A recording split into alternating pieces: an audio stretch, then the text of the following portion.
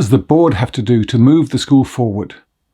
How do boards go about setting annual goals, and why would it be worth the time and effort? In this short video, we explore the importance of board goals and some strategies for managing them.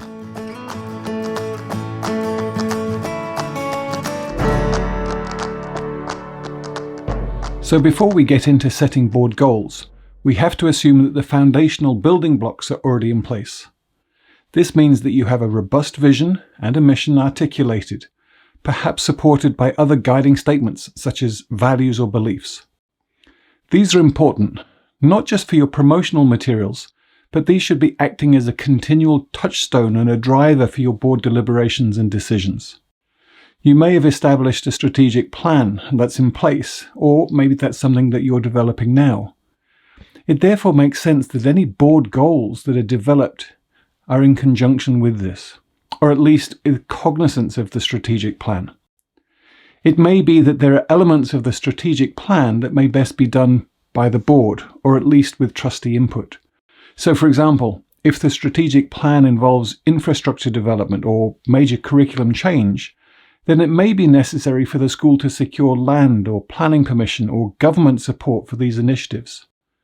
These types of challenges are likely to be best met by trustees who can see the long term of the school and may be able to tap into appropriate networks in the community. So depending on where you are, where your school is along the journey of the strategic plan, the board may need to set specific goals for that year that can support and promote the overall development of the school. Board goals may be delegated to committee level. So for example, the policy committee, if you have one, may be tasked with revising the policy documentation, perhaps to separate board policy from the school's procedural matters by the end of the year, that needs to be presented and ratified by the whole board.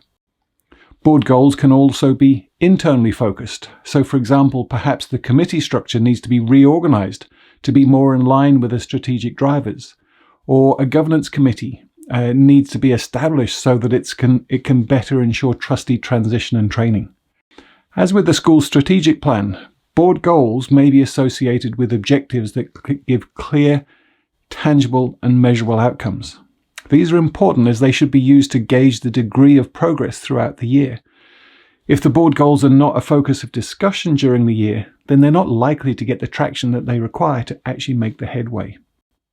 This means that the chair and also the chairs of each committee need to make a point of regularly reviewing the progress towards the goals and ensuring that they're on the agenda. Some schools use the board goals as a standing agenda item to keep them in view. Getting to the end of the year, when reflecting on the progress and effectiveness of the board, it should come as no surprise if the board goals have been met or not.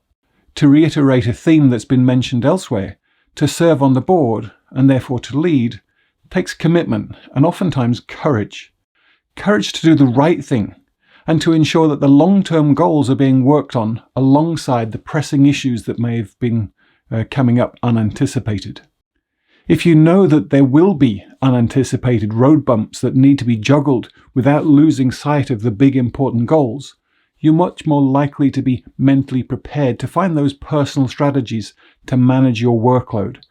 Otherwise, there's a tendency only to focus on the seemingly urgent issues and perpetually push the important but strategic goals to a later date, but never actually get them done. So for example, if there's a standing agenda item for all committees to review progress towards the appropriate board goals, and these are reported in the main board meetings, then you're keeping these in view and they're not forgotten. Of course, this assumes the positive intention that's required. So it's not simply going through the motions, but rather the focus of the committee and board meetings is to ensure the main strategic priorities are being addressed. And so these appear early in the agenda so that people have the energy to discuss them properly.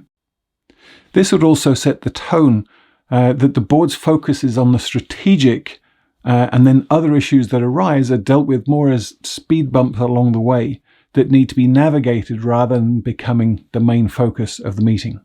You could think of this perhaps as in terms of a river flowing towards the sea. Your mission and vision are the driving force for the water flowing to the sea. And yes, there will be rocks and turns along the way that you need to figure out how to go around or to go over, but your quest is to get to the sea, the long term.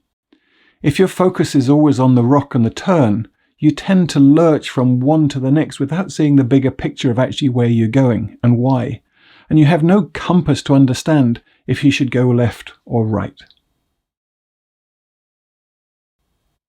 When you reflect on your board's goals, to what extent do you think they're effective at moving the school forward with its mission?